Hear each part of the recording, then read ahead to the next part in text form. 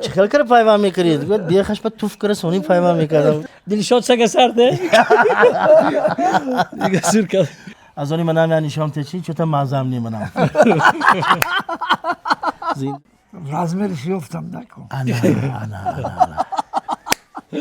السلام علیکم دوستان عزیز. بس چی رکلام داری اویا کسای شانوزو زنگ زنید اویا کسای شانوزو زنگ بزنید و واسط در روسیه سوز کار نکرده سه همین خزان مزرم نمیشه و این مدو بلد در کارای ای کجا بگیرم انا که انا با پای خودت اومده انا که گوش کن ما برای کار موجود رو آسان کردن رقم های مکس و تلگرامی اویاکاسای شاهنوزه رو شده. دوستان عزیز با شما بلیط های ارزان در کار باشد مرحمت بر رقم های مکس و تلگرامی اویاکاسای شاهنوزه زنگ زنید بلیط های ارزان و باوری نوک است. خب دوستان عزیز و ارجمند مخلصان حج و خنده اون نفرانی که حسی حجوی خیلی بلند دارند عزیزان مرا نبینین و این نفر ببینین. این نفر دوستان عزیز ارباب هنر اون نفری که ما خورد ترک بودیم همیخیل از طریق آینه نیلگون از چایخانه میدیدیم اکای عزیزی ما رحیموف قادر اکا با تخلصی گوییم قادر جوگی. عزیزان امروز ما در خاندان این کس حضور داریم برای دیداربینی آمدیم و از خداوند ما خواهش داریم التماس داریم که همین اکای ما دوی ما صحت سلامت باشن قطاری ما باشن سونی دعا کرده گردن مایا دوی ما انمی خیل کشاده چهره رو نبینید از چهره شما نور بریده ایستاده است. باز یک چیز دیگر رو میگم تماشاگران عزیز جگربند این کس دلشاد جان همکاری ما. دلشاد جان یک اینجا بیایید دوستی عزیزم سلامت باشید بیایید دوستان بیایید با همراهی من دلشاد جان پدرشون ما امروز در خانهشون حضور داریم. یا دامی خانه شدگی بود دوستان بعد نمی خانه خیلی همسایه گذر میکرد خیلی میونه بر میکرد ایت کار میرفت هر راهش همینجا بود راهش همینجا میونه بر میکرد بعد دیگه اتام روش نمیشید که بود که خیلی یه روز میگذری همسایه روز میگذری هر روز نمیگذری با گفت که یا سر برو اومد که همسایه کجا رفته گفت کار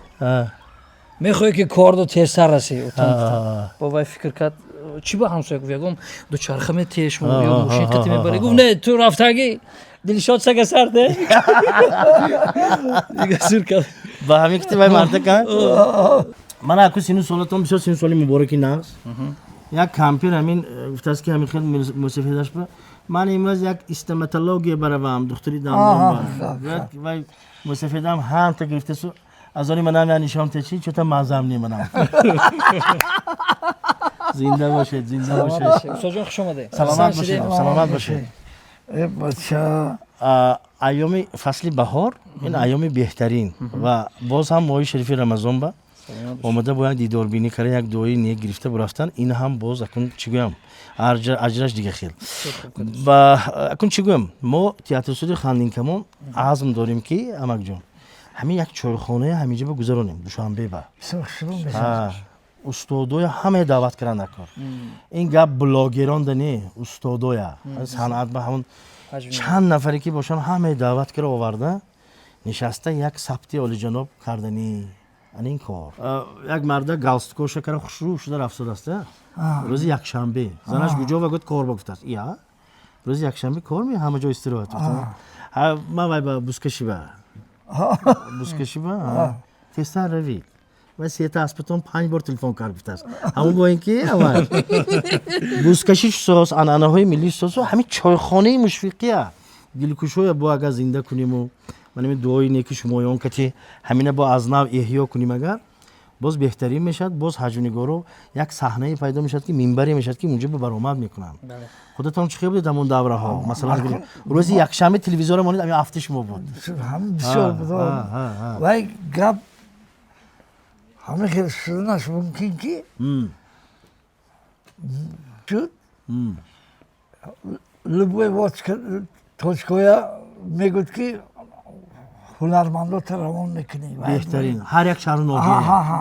همین اطراف‌های اطراف‌های که من آدمایی که همون وقت خدمتشان رسیدگی سایه حج با همین وای میتید وایش میتید تکلیف میکنید ولی میگه همه از شما همه خیر اینه ببینید که همین ساحه خنده به کار کرد یانش مونده خودی من پیر بوی نازل اینه ببینید راست تو اپی ما بیار گفتید یک هفته تو اپی آورین ها اینه ببینید این تو اپی ببینید اینه ببینید بخشانه افتنا خودشم رزمرش یفتم نکن سلامت باشید سلامت باشید وقتی چیز دامدید بهترین دامدید نه انگور نه سیب هم رمضان بی تشویش نه زنده باشید زنده باشید این یک بهترین این مالی چند جلد شما ابراز میتید میگه رفتن یک جلد روزی خورسندی بوده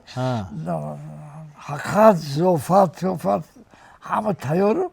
گفتن که بگویی بیده کن بگویی بیده سلامت باشید خیلی اکل